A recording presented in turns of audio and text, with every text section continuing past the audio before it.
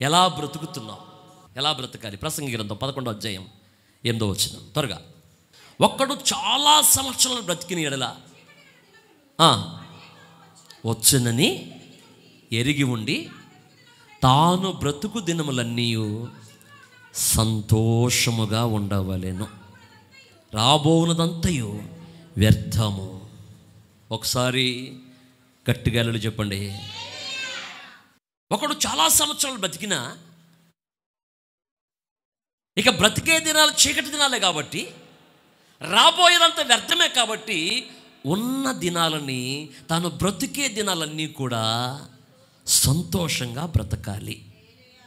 అది వాక్యం చెప్తున్నమాట. దేవుని బిడ్డలమైన మనందరం కూడా నెంబర్ 1 పాయింట్ అంటే సంతోషంగా బ్రతకాలి. మీకు ఒక్క మాటలో చెప్పాలంటే, మనం సంతోషంగా ఉంటే నలుగురికి మనం ఏమన్నా చెప్పగలుగుతాం. దేవుని బిడ్డలు ఎప్పుడు ఎలా ఉండాలి? ఇప్పుడు నా వెనకాల, వీపు వెనకాల చాలా కత్తులు ఉన్నాయి, అంటే నాకు చాలా సమస్యలు ఉన్నాయి. ఉన్నప్పుడు కూడా నేను మీ ముందు ఎలా ఉంటాను? నేను కూటంలో ఎన్ని జోకులు వేస్తాను, సీరియస్గా వాక్యం చెప్పుకుంటా పోతే నేను ఎందుకు చెప్తున్నాను ఈ విషయాలు? ఎందుకు మధ్య మధ్యలో మిమ్మల్ని నవ్విస్తూ వాక్యం చెప్తున్నాను? మీకు సంతోషంగా ఉండటం తెలియదు కాబట్టి. అలా చెప్పండి గట్టిగా. మనం సంతోషంగా ఉండాలండి. సంతోషం వేరు, నవ్వు వేరు. నవ్వడం వేరు, సంతోషం వేరు. నవ్వు అనేది నోటికి సంబంధించింది. నేను జోకేప్పుడు అందరూ నవ్వుతారు, ఇది వేరు. సంతోషం అంటే హృదయానికి సంబంధించింది. ఇప్పుడు నేను జోకేస్తే మీరు అందరూ ఎన్ని బాధలున్నా నవ్వుతారు, కానీ అది లోపల నుంచి వచ్చింది కాదు. అది జోక్కి మీరు అట్రాక్ట్ అయ్యి నవ్వుతారు.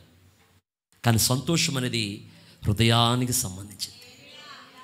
నువ్వు ఒకవేళ ఇంట్లో పండుకున్నా సంతోషంగా ఉంటావు, ప్రయాణం చేస్తున్నా సంతోషంగా ఉంటావు, నువ్వు బాత్రూంలో స్నానం చేస్తున్నా సంతోషంగా ఉంటావు, తినే పట్టడి మెతుకులు సంతోషంగా తింటావు, కట్టుకునే ఉన్న బట్టలే సంతోషంగా కట్టుకుంటావు, నువ్వు చేసే చిన్న ప్రయాణమే సంతోషంగా చేస్తావు, చిన్న పరిచర్య సంతోషంగా చేస్తావు, చిన్న పాట సంతోషంగా పాడతావు. అసలు ఏది చేసినట్టు చేస్తావు? నీ జీవితంలో ఎప్పుడైతే సంతోషం అనేది లేదో అప్పుడు నీ జీవితంలోకి సాతానుడు ప్రవేశించి నిన్ను ఆశీర్వాదకరంగా లేకుండా చేస్తాడు. రాబోయే దినాలకి చీకటి దినాలే, ఇక రాబోయే దినాలు వ్యర్థమే. మంచి రోజులు వస్తాయి అనుకోకండి, ఇంకా భయంకరంగా ఉంటాయి. మంచి దినాలకి మనం చూడలేము. ఇంకా రాబోయే యుగం అంత మంచిది కాదు. దేవుడు చెప్పాడు, చెడ్డతరం ఇది, ఎటు చూసినా భయానక పరిస్థితులు ఆవరించబోతున్నాయి, భూమిని చీకటి కమ్మబోతుంది. అందుకే మనం పాడతాం, చూడుము భూమి మీద పాప చీకటి కమ్మియున్నది, జ్యోతి వాలే వించుము జీవవాక్యము. అర్థమైందా? భూమిని ఏం కమ్మబోతుంది? పాప చీకటి కమ్మబోతుంది. ఇక రాబోయే దినాలు బాగో, ఇక రాబోయే దినాలు వ్యర్థంగా ఉంటాయి, ఇక మంచి దినాలు లేవు. అన్నిటి అంతము సమీపించింది. రాబోయేవాడు వచ్చేస్తున్నాడు, ఆయన రాకడ సమీపంగా ఉంది. జనం మీదకి జనం, దేశం మీదకి దేశం, ఎక్కడ చూసినా కరువులు, భూకంపాలు, భయంకరమైన పరిస్థితులు భూమిని కమ్ముకోబోతున్నాయి. ఇలాంటి పరిస్థితులు భూమి మీదకి రాబోతున్నాయి. కాబట్టి మీరు ఎలా ఉండాలని బైబిల్ చెప్తుందంటే, మీరు సంతోషకరమైన దినాలు జీవించాలా. గట్టిగా గట్టిగా ఎలా జీవించాలంట? సంతోషకరమైన దినాలను మనము జీవించాలి. దేవుని బిడ్డలు ఎలా ఉండాలండి? దేవుని స్తుతించు. నేను మిమ్మల్ని ఒక మాట చెప్పండి, మిమ్మల్ని చూసి ఎవరన్నా ఏంటి ఇంత హ్యాపీగా ఉన్నాం ఎప్పుడన్నా అడిగి వాడు బతికి ఉన్నాడా? చెప్పండి. అసలు ఎట్లా ఉండాలా? నాకు 1,000 సమస్యలున్నా, 100 సమస్యలున్నా, 1000 సమస్యలున్నా, సమస్యలు వచ్చిన దారిన వచ్చే కాలమంతా, వచ్చే నీరంతా, ఏ సమస్య అయినా నీ జీవితంలోకి వస్తుంది. అతాహాయ్ జతాహాయ్, గుర్తుపెట్టుకో. వచ్చిన దారినవన్నీ పోతాయి. నువ్వు దానికోసం మనందరం ఇక్కడ ఉన్న వాళ్ళము ఆత్మీయ జీవితాన్ని పాడు చేసుకోకూడదు.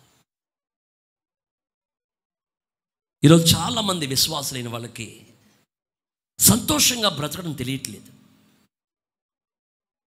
విశ్వాసిగా ఉన్న నీ జీవితం ఎన్ని సమస్యల్లో ఉన్నప్పటికీ కొన్నవాళ్ళు మీరు సంతోషంగా ఉండడం చాలా అవసరం.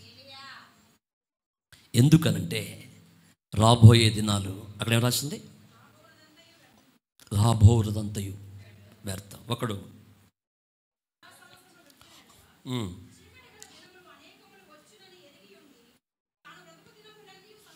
జాగ్రత్త, చీకటి దినాలు రాబోతున్నాయి. చీకటి భూమిని కమ్మబోతుంది. కాబట్టి మీరు అందరూ ఎలా ఉండాలి? మాట్లాడాలి, చెప్పండమ్మా. ఎలా ఉండాలి? సంతోషంగా ఉండాలి. పాస్టర్ గారు, మా జీవితంలో సంతోషంగా ఉండే పరిస్థితులు లేవయ్యా అన్నోళ్ళు చేయొద్దండి. పరిస్థితులు అయితే సంతోషాన్ని ఇవ్వట్లేదు అన్నోళ్ళు చేయొత్తారు. అది కూడా ఎత్తారు. ఏందమ్మా అసలు నేను తెలుగులో చెప్తున్నా మీకు అర్థం కావట్లేదు. అసలు ఉన్న పరిస్థితుల ఆనందం బైబిల్ ఏం చెప్తుంది తెలుసా? మాసిదోనియా సంఘస్థులట వాళ్ళు బహుశ్రమల వలన పరీక్షించబడగా వారు అత్యధికంగా సంతోషించారట. 2 కొరింథీ 8వ అధ్యాయం ఒకటి మాట.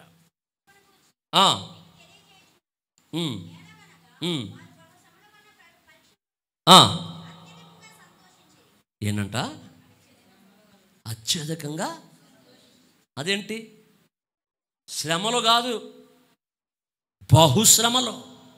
అంటే ఒకదాని తర్వాత ఒకటి, ఒకదాని తర్వాత ఒకటి, ఒకదాని తర్వాత ఒకటి రైలు పెట్టిలాగా వస్తున్నాయంటే శ్రమలు. వాళ్ళకి వస్తున్నప్పుడు వాళ్ళు ఒకదానికి వచ్చారు. ఈ శ్రమలు ఎప్పుడు వస్తూనే ఉంటాయి. కానీ ఇక మనం ఒకటి చేయాలి, అత్యధికంగా ఏం చేద్దాం? మనం సంతోషిద్దాం. అంటే ఏడ్చుట కంటే, బాధపడుట కంటే నవ్వుట మేలు కదా, ఆనందంగా ఉండటం మేలు కదా. అలా చెప్పండి గట్టిగా.